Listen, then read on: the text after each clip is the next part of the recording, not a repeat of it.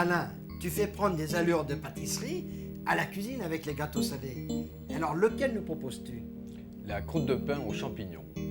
Pour combien de personnes? Pour 4 personnes environ.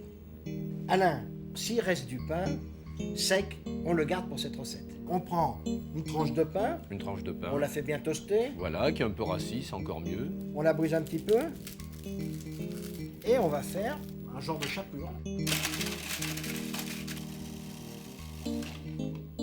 Alors ce qui est important, c'est que ça soit quand même bien fin. Et ça, on va le mettre de côté en attendant. Très bien. Alors on met 50 grammes de beurre Oui. et il faut qu'il chante. Il faut qu'il chante. Le beurre commence à chanter, alors on le retire du feu et on le laisse tiédir. Et maintenant, il faut allumer le four. Alors on le préchauffe à combien? À 180. Alors maintenant on va faire notre gâteau salé. Alors on prend 3 blancs d'œufs, Donc il faut prendre une pincée de sel qu'on met dedans juste avant de les fouetter.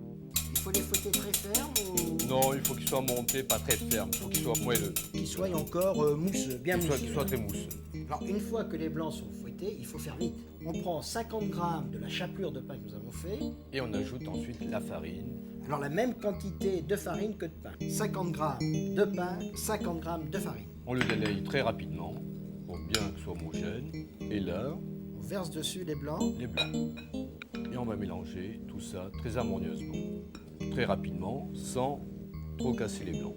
Et là, on peut verser le beurre qui est resté tiède dans le poêlon, d'un seul coup. C'est-à-dire on en avait mis 50 grammes. Absolument. Là on mélange aussi rapidement. Très rapidement, sans chercher à trop appuyer. Alors on prend des petits moules comme ceci. On prend des petits moules comme Des ceci. petites moules à la tartelette si Voilà, on en a pas. oui. Alors ce qui est important avant, c'est de bien les beurrer. Tout à fait.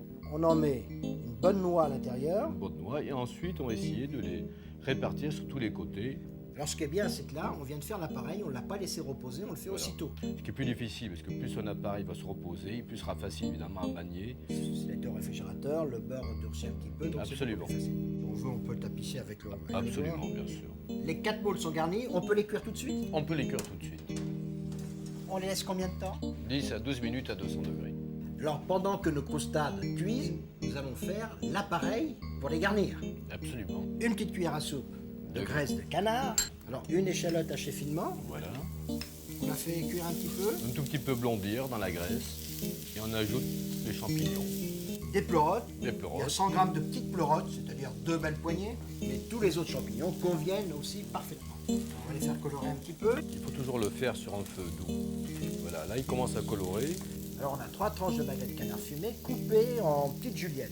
On va juste le faire un tout petit peu colorer, ce qui va donner un peu plus de goût aux champignons. On va rajouter une cuillère, ça va très vite tout cela, une cuillère de persil plat. On va faire l'assaisonnement. Il faut faire attention de ne pas trop saler.